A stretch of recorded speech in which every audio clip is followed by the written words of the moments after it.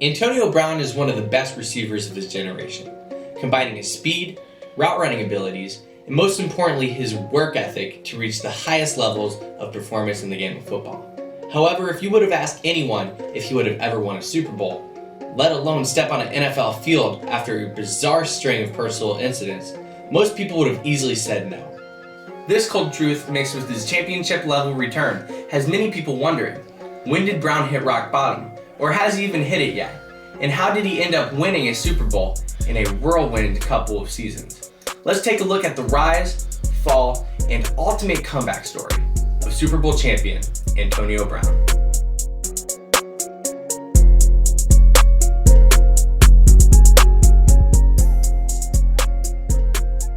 Antonio Brown was born July 10, 1988 in Miami, Florida, to former arena football player Eddie Brown and his mom, Adrienne Moss.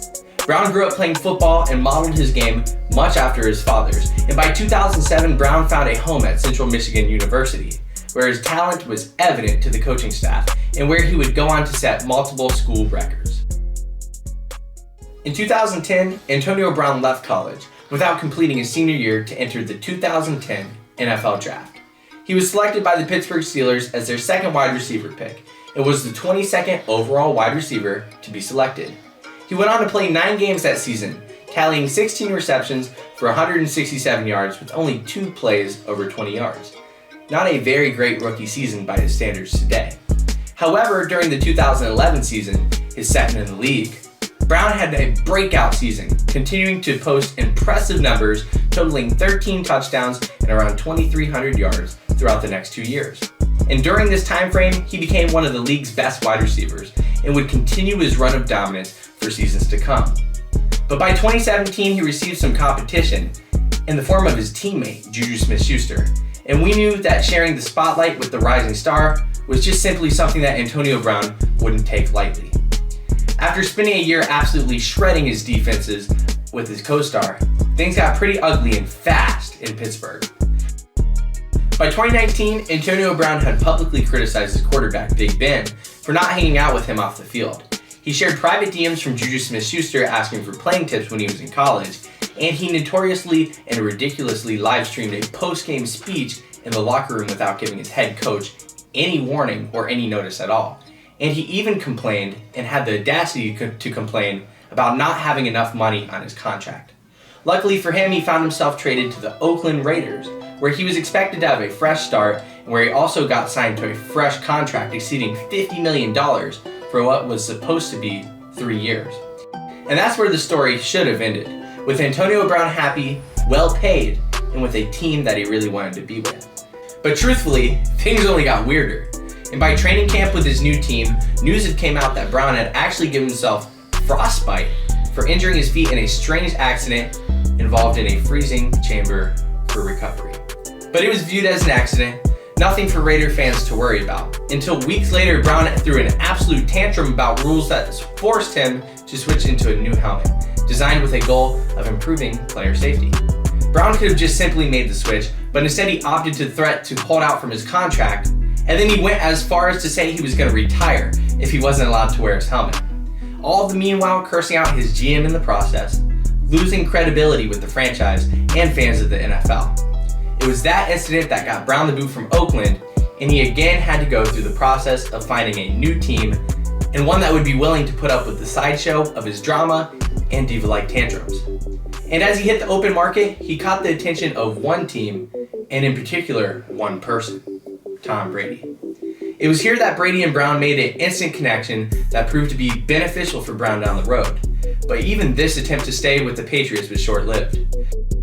Brown ended up playing a whopping 1 game with the Patriots, playing well in the process, catching 1 touchdown for 67 yards.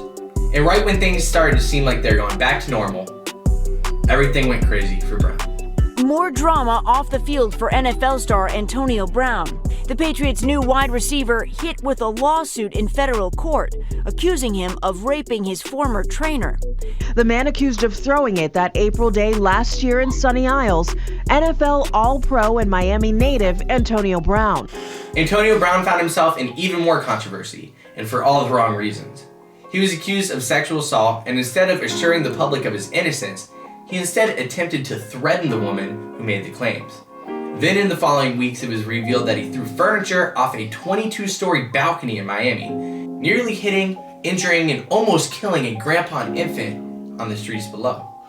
Later, he was even stupid enough to live stream an expletive-filled tirade at police during a police stop. And he did it all in front of his kids along the way. And finally, he was even accused of not paying bills to his personal chefs, trainers, and assistants who performed services for him. Antonio Brown was a certified mess. He was done. No one wanted him, and regardless of how much talent he had, he was just too much to take a risk on. But after serving an 8-game suspension, there was still one person who opted to see the bright side of having Brown as a teammate. And that was Tom Brady. And when the eventual Super Bowl champions were looking for a third-star wide receiver back in Mike Evans and Chris Godwin, Brady vouched for his former teammate in New England. In fact, he even let Brown stay at his new house while he was rejoining the team and reintegrating back into the NFL lifestyle. And when Brown finally touched the field for the first time in nearly 2 years, he made an immediate impact, adding depth and talent to the eventual Super Bowl champions. In fact, Brown even played a vital role in the playoffs, and in the Super Bowl itself, catching a touchdown at the very end to cap off the Buccaneers' first title in nearly 20 years. And as fast as he fell from grace, Antonio Brown climbed back to the top, adding a Super Bowl ring to his already extremely long, impressive career achievement list.